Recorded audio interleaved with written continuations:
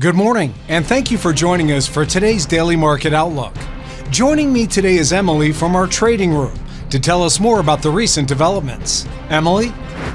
Oil prices rose 2% as US government data showed tighter than expected oil and fuel inventories, though investors kept an eye on mounting fears of a US economic slowdown and the impact of tariffs on global economic growth. Wall Street advanced as cooler than expected inflation data helped staunch a sharp sell-off among growth stocks, while the escalation of US President Donald Trump's chaotic, multi-front tariff war kept gains in check.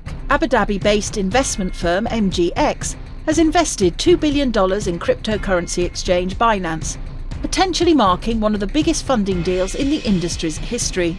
Binance said the transaction was the first institutional investment in the cryptocurrency exchange. The euro-dollar pair edged lower in the last session. The MACD is giving a positive signal. The Bitcoin-dollar pair plummeted in the last session.